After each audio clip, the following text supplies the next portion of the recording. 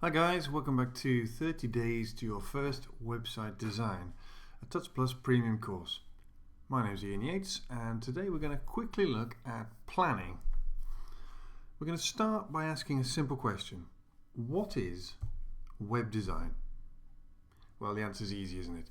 Web design is pouring the internet for inspiration and then opening a graphics application like Photoshop or Fireworks, designing something pretty and then building it for a web browser, correct? No, of course it isn't. Web design is this. It's an iceberg. See, there's a little penguin there just to prove it. Now this, what you're looking at here, is the tip of the iceberg, and that's what we've just discussed. This is the fun bit in many people's eyes. It's the HTML and the CSS. The tip of the iceberg is the building of the website. As you'll have probably gathered from this brilliant metaphor, there's a great deal of the process hidden under the surface. And there it is.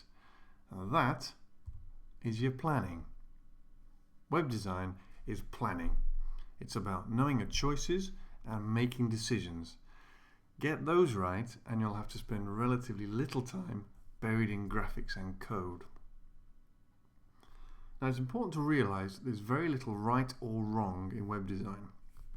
Obvious extremes there being the exception, but there's a great deal of reaction and opinion, and that in a sense is where right and wrong comes from. It's people's opinions which dictate how they deal with your site and ultimately therefore its success. Now when you're designing a website, you're going to be catering for several parties. There's yourself, the designer. There's more than likely going to be a client whose business interests you're representing.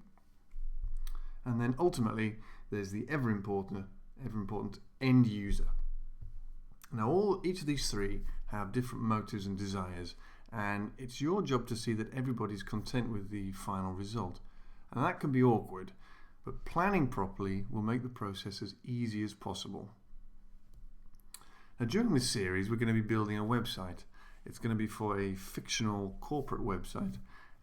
So everything that we look at in terms of theory, we're now going to be looking at in relation to that site. So the important thing to take away from this first section is that planning is crucial.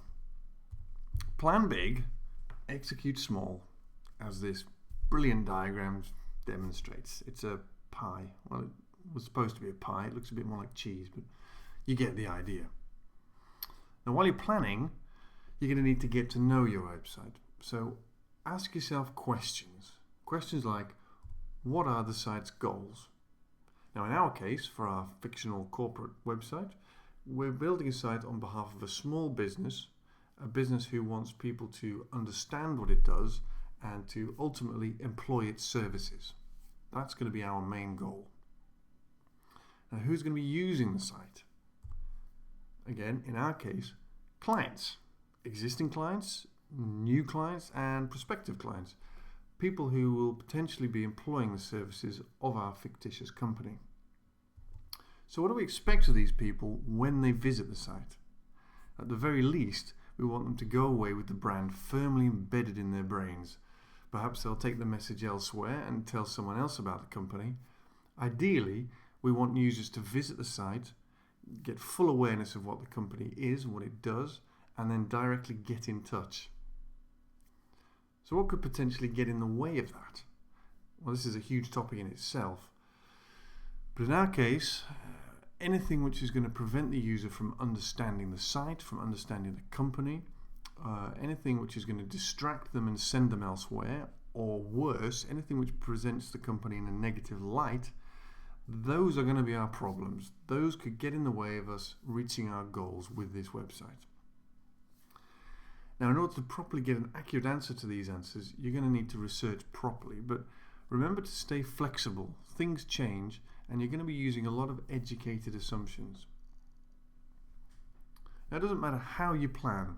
It doesn't matter whether you're going to use elaborate flowcharts, whether you're a fan of sketching in a Moleskine book, or whether you're going to be planning using lipstick on the mirror of the ladies' toilets in a restaurant.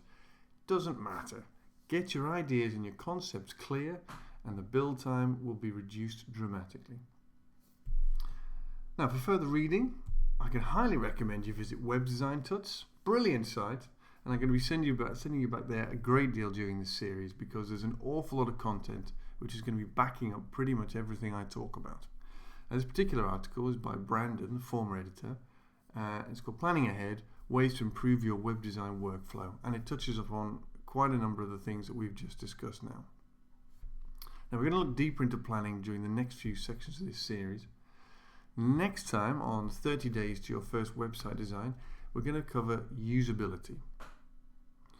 This is Ian Yates, and from all of us here at Tuts Plus, thank you very much for listening.